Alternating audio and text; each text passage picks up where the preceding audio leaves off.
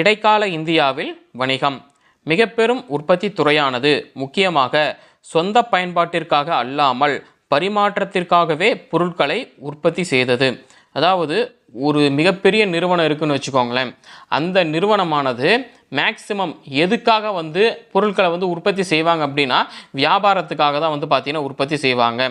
பரிமாற்றத்திற்காகவே அப்படிங்கும்போது இந்த இடத்துல இங்கே பயன்பாடு இல்லாமல் ஏற்றுமதிக்காகவே பார்த்தீங்கன்னா பொருட்களை உற்பத்தி செஞ்சுருக்காங்க. அதாவது சொந்த பயன்பாடு அப்படின்னு என்னென்னா, நம்ம நாட்டில் கம்பெனி இருக்குது, அந்த உற்பத்தி நிறுவனம் இருக்குது, அது நம்ம நாட்டு பயன்பாட்டுக்கு இல்லாமல் ஏற்றுமதி மட்டுமே செஞ்சுருக்காங்க அப்படிங்கிறது தான் இந்த பரிமாற்றத்திற்காகவே அப்படிங்கிறது. ஏன் அப்படின்னா நம்ம நாட்டில் இறக்குமதி நம்ம நாட்டிலே பயன்படுத்தினாங்க அப்படின்னா குறைஞ்ச விலைக்கு தான் விற்க முடியும். இதுவே வெளிநாட்டுக்கு ஏற்றுமதி செய்தால் அவங்க பார்த்தீங்கன்னா அதிக விலை கொடுப்பாங்க அந்த பொருளுக்கு. அதனால் இந்த மிகப்பெரும் உற்பத்தி துறை பார்த்தீங்கன்னா சொந்த பயன்பாட்டிற்கு அல்லாமல் பரிமாற்றத்திற்காகவே பொருட்களை உற்பத்தி செஞ்சது, ஏற்றுமதிக்காகவே. ஆகவே பொருட்களை சந்தைப்படுத்துவதற்காக இந்தியா விரிவான சந்தையை பார்த்தீங்கன்னா பெற்றிருந்தது. சரி, விரிவான சந்தையை பெற்றிருந்தது அப்படின்னா அப்போல்லாம் பார்த்தீங்கன்னா கிராமம் தான் அதிகம், நகரம் கம்மி தான். அப்போது கிராமமே பொருள் உற்பத்தியின் அடிப்படை நிலவியல் அழகாக இருந்துச்சு. ஏன் அப்படின்னா கிராமத்திலிருந்து தான் அந்த பருத்தி பட்டு இதெல்லாம் கிடைக்கிறது இல்லையா, அந்த பருத்தியை வச்சு என்ன பண்ணுறாங்கன்னா துணி நெய்து அதை தான் பார்த்தீங்கன்னா வெளிநாட்டிற்கு ஏற்றுமதி செய்கிறாங்க. ஸோ அப்படி ஏற்றுமதி செய்கிறது அந்த பொருள் ஏற்றுமதி செய்வதற்கான அந்த பொருள் எங்கேருந்து கிடைக்கிது அப்படின்னா கிராமத்துலேருந்து தான் கிடைக்கிது இல்லையா, விவசாயத்தில் தானே கிடைக்கிது அந்த பருத்தி எல்லாமே. அப்போது கிராமமே பொருள் உற்பத்தியின் அடிப்படை நிலவியல் அழகாக இருந்தது. இப்போ ஏதோ சொல்கிறாங்க நகரம் நகரம் அங்கேருந்தா எல்லாம் கிடைக்கிது, பொருள்லாம் அங்கேருந்து தான் கிடைக்கும். இப்போ ஏதாவது ஒரு பொருள் வாங்கணும் அப்படின்னா நீங்கள் சிட்டிக்கு தான் போகணும் அப்படின்னு எங்களுக்கு பார்த்தீங்கன்னா பக்கத்து டிஸ்ட்ரிக் காமிப்பாங்க, நீங்கள் சேலத்துக்கு தான் போகணும் இந்த பொருளை வாங்கணும் அப்படின்னா சொல்லுவாங்க. அப்போது முக்கியமான பொருள் நமக்கு எங்கேருந்து கிடைக்கிது அப்படின்னா நமக்கு கிராமத்தில் தான் கிடைக்கிது. சாப்பாடு பொருள் இருக்கே அதுதானே இருக்கிறதுல ரொம்ப முக்கியம். அதை நம்ம கவனிக்கிறது இல்லை, மற்றதெல்லாம் பார்த்திங்கன்னா முக்கியமான பொருளை எடுத்துக்கிட்டு இருக்கோம். ஸோ முக்கியமான விஷயம் இப்போ நமக்கு எங்கேருந்து கிடைக்கிது அப்படின்னா கிராமத்துலேருந்து தான் கிடைக்கிது. இப்போயும் இல்லை, எப்போயுமே கிராமத்துலேருந்து தான் கிடைக்கும் முக்கியமான ஒரு பொருள் அப்படிங்கிறது. அப்போது கிராமம் தான் பொருள் உற்பத்தியின் அடிப்படை நிலவியல் அழகாக இருந்துச்சு. முக்கியமாக பிழைப்புக்கான பொருளாதார நிலையே நிலவியது கிராமம்தான். பழப்புக்கு வேணும் அப்படின்னா கிராமத்துக்கு போனால் பழப்பு கிடைக்கும். அதாவது கூலி வேலைக்குனாலும் கொஞ்சமாக அது சாப்பாடாவது போடுவாங்க, வேலை செஞ்சால் சாப்பாடு போடுறாங்க, அந்த இதில் இருந்தது. முன்னெல்லாம் சம்பளம்லாம் கிடையாது. போனாங்க அப்படின்னா ஒரு படி நெல் இல்லைன்னா ஏதாவது நெல் கொடுப்பாங்க, ஏதாவது ஒரு தானியம் தான் கொடுத்து அனுப்புவாங்க, இல்லையே சாப்பாடு போடுவாங்க. அந்த சம்பளம் கொடுக்குறதெல்லாம் அப்போல்லாம் பார்த்தீங்கன்னா பெருசாக இல்லை. ஸோ பிழைப்புக்கான ஒரு பொருளாதார நிலையாகவே கிராமம் தான் நிலவுச்சு. செலவாணி என்பது பண்டமாற்றாகவே இருந்தது. அதாவது அவங்கக்கிட்ட இருந்த பொருளை கொடுத்துவிட்டு நம்மக்கிட்ட இருந்த பொருளை வாங்கிட்டு போவாங்க. செலவாணி அப்படிங்கிறது அப்படி பண்டமாற்றாக தான் இருந்தது. ஏற்கனவே பார்த்தீங்கன்னா நிறைய இதில் நான் சொல்லியிருக்கேன். பண்டமாற்று அப்படிங்கும்போது எல்லா பொருளுமே சமமான அளவு கிடையாது. இப்போ 1 கிலோ உப்பு எடுத்துக்கிட்டிங்க அப்படின்னு வச்சுக்கோங்களேன், இப்போ 1 கிலோ தக்காளி இருக்குன்னு வச்சுக்கோங்க, ரெண்டுமே சரிசமம் கிடையாது. 1 கிலோ உப்புக்கு 2 கிலோ அல்லது 3 கிலோ தக்காளி கொடுப்பாங்க. ஆனால் எது சரிசமமாக இருந்ததுன்னா உப்பும் அரிசியும் சரிசமமாக இருந்தது. 1 கிலோ உப்பு கொடுத்தாங்கன்னா 1 கிலோ அரிசி, அந்த மாதிரி சரிசமமான விலையில் இருந்தது. மற்ற காய்கறிகள்லாம் அப்படி கிடையாது. 1 கிலோ அரிசி கொடுத்தாங்க அப்படின்னா 2 கிலோ தக்காளி, 2 கிலோ வெங்காயம், 2 கிலோ கத்திரிக்காய், 3 கிலோ இந்த மாதிரி எல்லாம் கூட இருக்கும். ஆனால் இருக்கிறதுலே ரொம்பவும் எப்போ காஸ்ட்லியாக இருந்ததுன்னா அந்த அரிசி அந்த உப்பு தான் பார்த்தீங்கன்னா காஸ்ட்லியாக இருந்திருக்கு. கடைகளோடும் கடை வீதிகளோடும் நகரங்கள் எப்போதும் முக்கிய வணிக மையங்களாக செயல்பட்டன. கடைகளோடையும் கடை வீதிகளோடையும் நகரங்கள் எல்லாமே எப்பொழுதும் முக்கிய வணிக மையங்களாக செயல்பட்டது. இப்போ நீங்கள் கிராமத்தில் தான் பார்த்தீங்கன்னா அந்த புல்வெளிகள், தோட்டம், பயிர் இது மாதிரி பச்சை பசேலில் பார்க்க முடியும். நகரங்கள் எப்போவுமே எப்படி செயல்படும் அப்படின்னா கடைகளோடையும் கடை வீதிகளோடையும் தான் இருக்கும் நகரங்கள் எல்லாமே. நகரத்துக்கு போனீங்க அப்படின்னா கிராமத்தில் கிடைக்கக்கூடிய பொருள் எல்லாமே அங்கே கிடைக்கும். ஏன்னா அங்கே தான் வணிகம் பண்ணுறாங்க இல்லைங்களா, அரிசி பருப்பு எல்லாம் கிடைக்கும். ஆனால் கிராமம் எப்படி இருக்கும் அப்படின்னா கடைகளோடையும் கடை வீதிகளோடையும் தான் இருக்கும். அதுதான் கிராமத்தோடைய அம்சமே. இந்நகரங்கள் நாட்டின் ஏனைய பகுதிகளோடு பல சாலைகளால் இணைக்கப்பட்டிருந்ததால் அவைகள் பிராந்தியங்களிடையே நடைபெறும் வணிகத்தில் இடைநிலை முனையங்களாக செயல்பட்டன. அப்படின்னு என்ன தெரியுமா, இப்போ நகரங்கள் அப்படின்ட்டாவே கடைகளோட கடை வீதிகளோட தான் இருக்கும், மற்றபடியில் எதுவுமே கிடையாது. அங்கே பயிர் வைக்கிறதோ வேறு எதுவுமே கிடையாது அப்படின்றாங்கன்னு வச்சுக்கோங்களேன். ஏன் அந்த இடத்த நகரமாக சூஸ் பண்ணாங்க, அதுக்கு ஒரு விஷயம் இருக்குது இல்லையா. ஏன் அப்படின்னா மற்ற கிராமங்கள்லேருந்து மற்ற பிராந்தியங்கள்லேருந்து அந்த ஒரு இடத்துக்கு பார்த்திங்கன்னா சாலைகள்லாம் இன்டர் கனெக்ட் ஆகுது. அந்த இடத்துக்கு சாலைகள் கனெக்ட் ஆகும்போது எல்லாமே மாட்டு வண்டியை கட்டிக்கிட்டு அந்த இடத்துக்கு ஈஸியாக வந்துடலாம். எல்லாத்தையும் மலையும் மேடு பள்ளங்களையும் தாண்டி வரணும்னா மாடை கட்டிக்கிட்டு நம்ம மாட்டு வண்டியை கட்டிட்டு இழுத்துட்டு வர முடியுமா? அந்த காலத்தில் இழுத்துட்டு வர முடியாது. ஒரு ரோடு மாதிரி ஃபார்ம் பண்ணி வச்சுருந்தாங்க அப்படின்னா மாட்டு வண்டியில் வந்து வரது ஈஸியாக இருக்கும். அப்போது இந்த நகரங்கள் நாட்டின் ஏனைய பகுதிகளோடு பல சாலைகளால் இணைக்கப்பட்டிருந்ததுனால அவைகள் பிராந்தியங்களிடையே நடைபெறும் வணிகத்தில் இடைநிலை முனையங்களாக இருந்துச்சு. நிறைய பிராந்தியங்களில் நடைபெற இந்த வணிகத்தோடைய இடைநிலை முனையமாக அந்த நகரம் செயல்பட்டது. அந்த நகரம் வந்து பார்த்திங்கன்னா ஒரு இன்டர் கனெக்ட் ஆகிற எல்லாருமே வந்து கூடுற ஒரு இடத்த தான் சொல்கிறாங்க இல்லைங்களா, அதை தான் நகரம்னு சொல்கிறாங்க. அந்த இடத்துக்கு எல்லாமே வந்துடுறாங்க அப்படின்னா சரி இந்த இடத்துக்கு எல்லாருமே வந்துடுவாங்க, இந்த இடத்த கிராஸ் பண்ணி தான் இன்னொரு இடத்துக்கு போகணும். இப்போ இந்த இடத்துல இருந்து அந்த இடத்துக்கு போகணும்னா அந்த நகரத்துக்குள்ளே போய் தான் போக முடியும். அப்படிங்கும்போது அந்த நகரத்தில் வந்து கடையை போட்டால் எல்லா பீப்புள்ஸும் அந்த இதை கடந்து போகும்போது அந்த பொருளை பார்த்து வாங்குவாங்கல்ல, அதை தான் சொல்கிறாங்க. அந்த நகரங்கள் அது ஒரு இன்டர் கனெக்ஷனாக வந்து செயல்பட்டுச்சு அப்படின்னு, பிராந்தியங்களிடையே நடைபெறும் வணிகத்தின் இடைநிலை முனையமாக செயல்பட்டுச்சு அப்படிங்கிறது.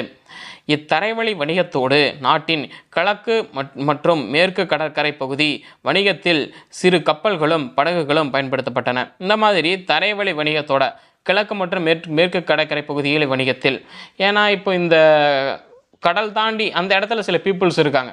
இப்போது வந்து பார்த்திங்கன்னா இப்போ நம்ம தமிழ்நாட்டிலேருந்து அங்கே இப்போ அந்தமான் தீவு, லட்சத்தீவுகள் இருக்குது, இந்த மாதிரி தீவுகள்லாம் இருக்குல்ல, படகை வச்சுக்கிட்டு அங்கே போனோம் அப்படின்னா அந்த இடத்துல வியாபாரம் பண்ணலாம் அப்படின்னு இருந்ததுன்னு வச்சுக்கோங்களேன். அதான் சொல்கிறாங்க, இத்தரைவழி வணிகத்தோடு நாட்டின் கிழக்கு மற்றும் மேற்கு கடற்கரை பகுதி வணிகத்தில் சிறு கப்பல்களும் படகுகளும் பயன்படுத்தப்பட்டது.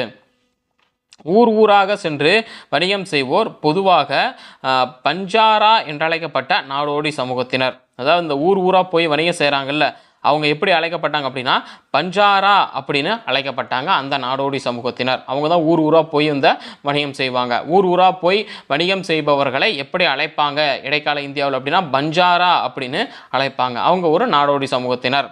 இவங்க என்ன பண்ணுவாங்க, இந்த பஞ்சாரா அப்படின்ற நாடோடி சமூகத்தினர் படையெடுத்து சென்று போரிடும் படைகளுக்கு தேவையான பொருட்களை சுமந்து சென்று விற்றாங்க.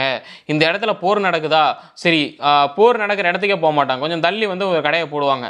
போர் நடக்கிற இடத்துல போர் எப்படி வந்து பார்த்தீங்கன்னா காலையில் ஆரம்பிச்சுன்னா சாயங்காலம் முடிஞ்சிடும் இல்லையா. ஸோ அந்த சாயங்காலம் முடியும் போது சூரிய வந்து அஸ்தமனமான பிறகு போர் செய்யக்கூடாது தான் ரூலு. ஸோ அஸ்தமனம் ஆன பிறகு இவங்க போய் அங்கே கடையை போட்டாங்கன்னு வச்சுக்கோங்களேன், அந்த போரில் இருக்கிறவங்க தேவையானதை அங்கே போய் வாங்கிக்குவாங்க இல்லைங்களா. அதான் இந்த பஞ்சாரா சமூகத்தினர் படையெடுத்து சென்று போரிடும் படைகளுக்கு தேவையான பொருட்களை சுமந்து சென்று விற்றாங்க.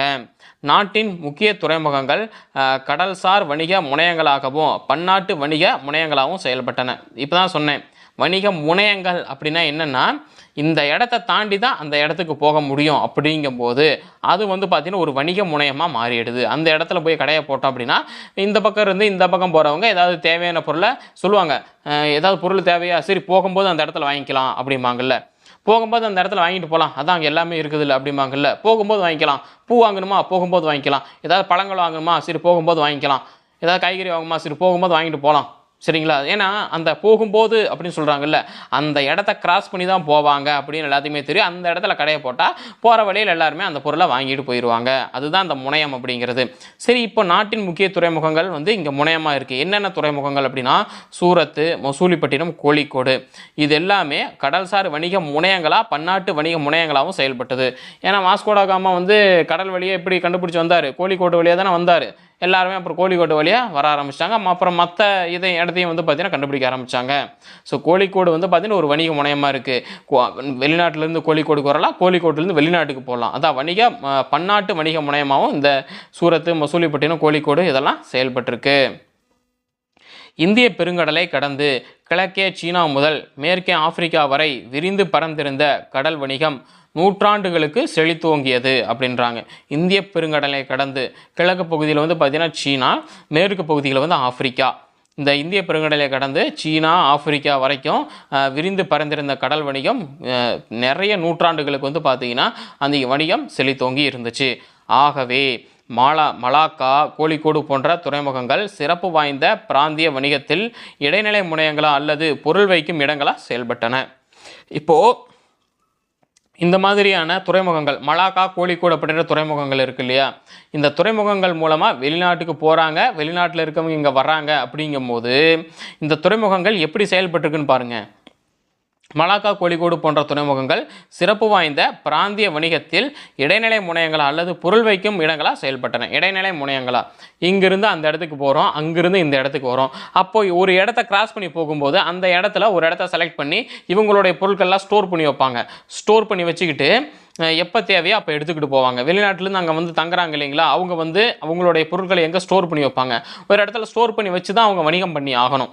அப்போ இங்கேருந்து நம்ம எடுத்துகிட்டு போகிறோம், வேறு இடத்துல இருந்து கொண்டுக்கிட்டு வராங்க, கோழிக்கோடு கொண்டுக்கிட்டு வராங்க. கோழிக்கோட்லேயே இருக்க மாட்டாங்க இல்லைங்களா, அவங்க வந்து அங்கேருந்து வந்து கோழிக்கோடுக்கு வந்து அந்த இடத்துல பொருளை ஒரு இடத்துல வச்சு அதுக்கப்புறமா வந்து அவங்களுக்கு தேவையான இடங்களை கப்பலில் வந்து புக் பண்ணிக்கிட்டு அந்த பொருட்களை தூக்கி கப்பலில் வச்சுக்கிட்டு தான் அவங்க வந்து பார்த்திங்கன்னா வெளிநாட்டுக்கு வந்து அவங்க பொருளை வணிகம் பண்ண போவாங்க. அப்போ இந்த மலாக்கா, கோழிக்கோடு போன்ற துறைமுகங்கள் சிறப்பு வாய்ந்த பிராந்திய வணிகத்தில் இடைநிலை முனையங்கள். இந்த இடைநிலை முனையங்கள் அப்படிங்கும்போது எல்லாத்துக்குமே தான் அங்கே இருந்து பொருட்களை ஸ்டோர் பண்ணி வச்சுட்டு அங்கே தங்கி இருந்துட்டு போகிறாங்க. அப்போ இது இடைநிலை முனையம். ஒரு இடத்துல இருந்து இங்கே வந்து வெளிநாட்டுக்கு போகிறது, வெளிநாட்டிலேருந்து இங்கே வந்துட்டு உள்ளே என்ட்ராகிறது. ஒரு இடைநிலை முனையமாக இந்த மலாக்கா, கோழிக்கோடு இந்த பகுதிகளெலாம் செயல்பட்டுச்சு. 17ஆம் நூற்றாண்டில் குஜராத்தில் சூரத், கோல்கொண்டா, ஆந்திராவில் மசூலிப்பட்டினம், வங்காளத்தில் சிட்டகாங், சோழமண்டல கடற்கரையில் புலிக்காட் அப்படின்னா பழவேற்காடு, அப்புறம் நாகப்பட்டினம், கேரளா கடற்கரையில் கோழிக்கோடு ஆகியன ஆசிய வணிகத்தின் முக்கிய துறைமுகங்களாகும். ஆசிய வணிகத்தின் முக்கிய துறைமுகங்கள் எது எது அப்படின்னு கேள்வி கேட்டாங்க அப்படின்னா 17ஆம் நூற்றாண்டில் குஜராத்தில் சூரத், கோல்கொண்டா, ஆந்திராவில் மசூலிப்பட்டினம், வங்காளத்தில் சிட்டகாங்கு, சோழமண்டல கடற்கரையில் பழவேற்காடும் நாகப்பட்டினமும், கேரளா கடற்கரை அப்படிங்கும்போது கோழிக்கோடு அப்படிங்கிறது. இதை ஞாபகம் வச்சுக்கோங்க. குஜராத்னா சூரத், கோல்கொண்டா, ஆந்திரானா மசூலிப்பட்டினம், வங்காளம்னு சிட்டகாங்கு, நம்ம சோழமண்டல கடற்கரை அப்படின்னா பழவேற்காடும் நாகப்பட்டினமும், கேரளான்னு எடுக்கும்போது கோழிக்கோடு. இதெல்லாம் வந்து ஆசிய வணிகத்தின் முக்கிய துறைமுகங்கள். இந்த துறைமுகங்கள் எல்லாத்தையும் நோட் பண்ணிக்கோங்க. துணி, மிளகு, விலை மதிப்பு மிக்க நவரத்தினங்கள், சற்றே விலை மதிப்பு குறைந்த நவரத்தின கற்கள், முக்கியமாக வைரம், அதுவும் இந்தியாவில் மட்டுமே கிடைக்கக்கூடிய வைரம் ஆகியவற்றை ஏற்றுமதி செய்ததில் இந்தியாவும் ஒரு முக்கிய ஏற்றுமதி நாடாக இருந்திருக்குது. இந்தியாவில் வந்து பார்த்திங்கன்னா நிறைய இருந்திருக்கு, நிறைய விஷயங்கள் இருக்குது. நவரத்தின கற்கள், துணி, மிளகு, விலை மதிப்பு மிக்க நவரத்தின கற்கள், விலை குறைந்த நவரத்தின கற்கள், இது எல்லாமே இருந்திருக்கு. முக்கியமாக இந்தியாவில் மட்டுமே கிடைக்கக்கூடிய ஒரு ஸ்பெஷலான வைரம் இந்தியாவில் தான் இருந்திருக்கு. அது அப்படி இருக்கும்போது ஏற்றுமதி செய்ததில் இந்தியாவும் ஒரு முக்கிய ஏற்றுமதி நாடாக இருந்திருக்குது. அதாவது இந்த வைரம் இந்தியாவில் மட்டும்தான் கிடைக்கும் அப்படிங்கும்போது எல்லா நாடுகளுமே இந்தியாவை நோக்கி தான் ஓடி வருவாங்க. ஸோ இந்த வைரம் வந்து பார்க்குறதுக்கு ரொம்ப பளிச்சுன்னு இருக்கும். எங்கிருந்து கிடைச்ச வைரம் இது, இந்தியாவிலேருந்து கிடைச்ச வைரம் அப்படின்னா அதை பார்த்துட்டு அவனும் இந்தியாவிலேருந்து அந்த வைரம் வேணும் அப்படிம்பான். அப்போது என்ன ஆகும், இந்தியாவும் ஒரு முக்கிய ஏற்றுமதி நாடாக மாறிடும் இல்லையா. அந்த மாதிரி தான். மேலும் ஒட்டுமொத்த ஆசிய பகுதியில் பெருமளவில் தேவைப்பட்ட இரும்பையும் எஃகையும் ஏற்றுமதி செய்த நாடுகளில் இந்தியா முக்கியமான ஒன்றாகும். அதாவது ஆசிய பகுதிகளில் பெருமளவில் இரும்பையும் எஃகையும் ஏற்றுமதி செய்த நாடுகளில் இந்தியாவும் ஒரு முக்கியமான நாடு. அப்போ இரும்பையும் எஃகையும் ஏற்றுமதி செய்ததில் இந்தியாவும் சரிக்கு சமமாக இருந்திருக்கு எல்லா நாடுகளுக்கூடையும். இந்தியாவில் ஒட்டுமொத்த ஏற்றுமதியில் 90% துணியாகவே இருக்கும். இந்தியாவுடைய ஒட்டுமொத்த ஏற்றுமதியில் 90% எது இருக்குமா, துணி தான் இருக்குமா. 90% துணி தான். ஏன்னா இங்கே தான் விவசாயம் பண்ணி பருத்தியை வந்து உற்பத்தி பண்ணுறோம். அவுரி, அப்புறம் வந்து பார்த்திங்கன்னா இன்னும் நிறைய சாயங்கள்லாம் வந்து இந்தியாவில் நல்லா போடுறோம் இல்லையா. அப்போ இந்தியா எதுக்கு ரொம்ப ஃபேமஸாக இருந்திருக்கும் அப்படின்னா துணி ஏற்றுமதியில் தான் ரொம்பவும் ஃபேமஸாக இருந்திருக்குது. அப்புறம் சீனாவிலிருந்தும் ஏனைய கீழ்த்திசை நாடுகளிலிருந்தும் பட்டு, சீன செராமிக் ஓடுகள், தங்கம், நறுமணப் பொருட்கள், நறுமண மரங்கள், கற்பூரம் ஆகியவை இறக்குமதி செய்யப்பட்டது சீனாவிலிருந்து. இந்தியாவிலிருந்து சீனாவுக்கு துணிகள் வந்து பார்த்தீங்கன்னா ஏற்றுமதி செய்திருக்காங்க. அப்போ சீனாவிலேருந்து என்னென்ன இறக்குமதி செய்திருக்காங்க, இங்கே பட்டு, சீன செராமிக் ஓடுகள், தங்கம், நறுமணப் பொருட்கள், நறுமண மரங்கள், கற்பூரம், இது எல்லாமே சீனாவிலிருந்து இந்தியாவுக்கு இறக்குமதி செஞ்சுருக்காங்க. பட்டு, மருந்து வகைகள், சாய மரங்கள், சர்க்கரை ஆகியன பாரசீகத்திலிருந்து இறக்குமதி செய்யப்பட்ட முக்கிய பொருட்களாகும். அதாவது பட்டு, மருந்து வகை, சாய மரங்கள், சர்க்கரை ஆகியன பாரசீகத்திலிருந்து இந்தியாவுக்கு இறக்குமதி செய்யப்பட்டிருக்கு. தங்கம், தந்தம் மற்றும் அடிமைகளும் ஆப்பிரிக்காவிலிருந்து பெறப்பட்டன. நல்லா பாருங்கள், தங்கம், தந்தம்னு சொல்லிட்டு அடிமைகள்னு சொல்லியிருக்காங்க பாருங்கள். மனிதர்களை வந்து அடிமைப்படுத்தி மற்ற நாடுகளுக்கு வந்து ஏற்றுமதி பண்ணி அவங்களாம் அங்கே அடிமைகளாக வேலை வாங்கியிருக்காங்க. ஸோ ஆப்பிரிக்காவிலிருந்து பெறப்பட்டிருக்கு யார், அடிமைகள் அப்படிங்கிறது. ரொம்ப கொடூரம். அடிமை முறையை வந்து பார்த்திங்கன்னா முழுசாக ஒழிச்சிட்டாங்க. ஒரு சில இடங்களில் இருக்கிறதா சொல்கிறாங்க. ஸோ அதுலேயும் வந்து பார்த்திங்கன்னா முற்றுமையாக ஒழியணும். அப்புறம் என்னென்ன நாடுகள்ல இருந்து என்னென்ன பொருட்களை வந்து ஏற்றுமதி இறக்குமதி செய்கிறாங்கன்னு பார்த்துக்கோங்க. இந்தியாவில் 90% துணி, அப்புறம் சீனாவில் பட்டு, சீன செராமிக் ஓடுகள், தங்கம், நறுமண பொருட்கள், நறுமண மரங்கள், கற்பூரம் இதெல்லாம் இறக்குமதி செய்யப்பட்டிருக்கு. அப்புறம் பாரசீகத்திலிருந்து என்னென்னா பட்டு, மருந்து வகைகள், சாய மரங்கள், சர்க்கரை இறக்குமதி செய்யப்பட்டிருக்கு. அப்புறம் ஆப்பிரிக்காவிலிருந்து தங்கம், தந்தம், அப்புறம் அடிமைகள் இறக்குமதி செய்யப்பட்டிருக்காங்க. ஸோ இதுதான் வந்து பார்த்திங்கன்னா இடைக்கால இந்தியாவில் வணிகம் எப்படி இருந்தது அப்படிங்கிறது.